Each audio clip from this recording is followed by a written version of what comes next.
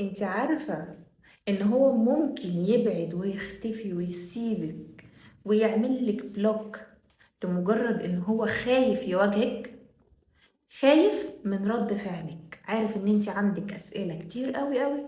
هو عارف كويس جدا ان اجاباته عليها هتخليه يخسرك للابد، فيعمل ايه؟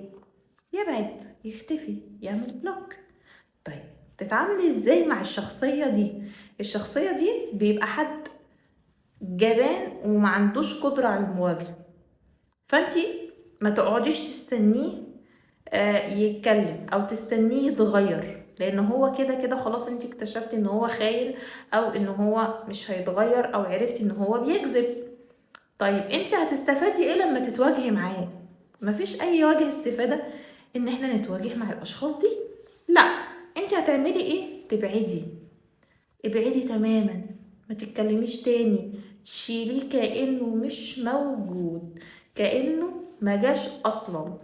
ما تدلوش فرصة يعمل لك حوارات ويخلي الغلط عليك انتي عشان يبقى عنده حق، عشان يرضي ضميره ان هو بعد.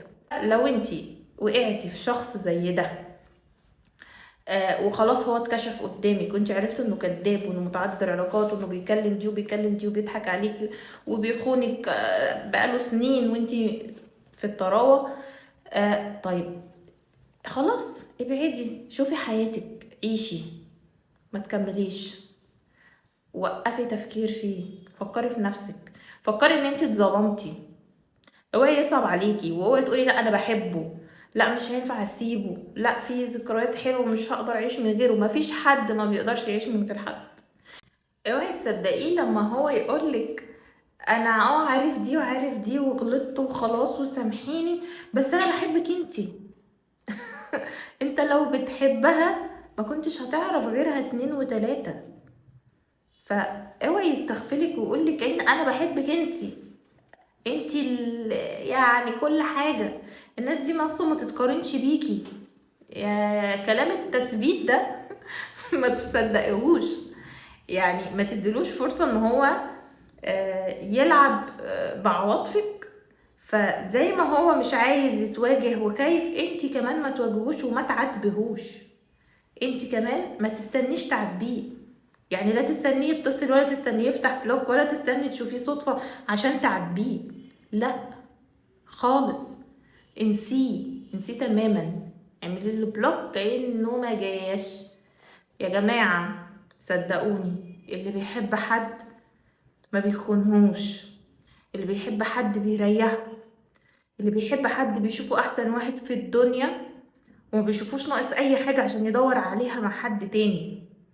اللي بيحب حد ما بيتغيرش عليه ويبقى مش عايز يكلمه زي ما كان بيكلمه كل دقيقتين، ده ما بيبقاش بيحبك، لا، ده بيبقى زهق منك.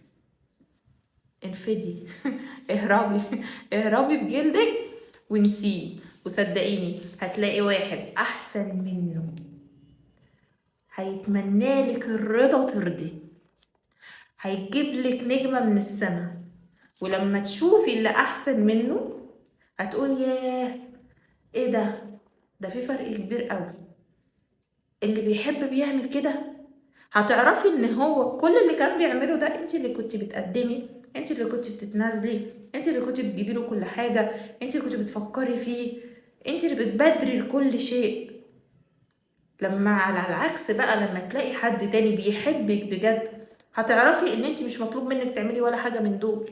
هتلاقيه هو اللي بيبادر، هو اللي بيجيب لك كل حاجه، هو اللي بيفكر انت ناقصك ايه، هو اللي عايز يجيب لك حته من السما.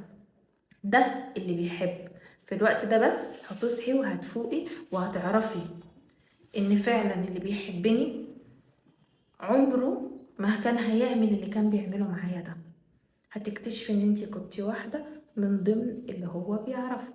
هتكتشفي ان انتي كان فيكي حاجة مميزة مخلياه يكلمك، زي ما هو كل واحدة في اللي بيكلمهم فيها حاجة مميزة. فبيعمل ايه؟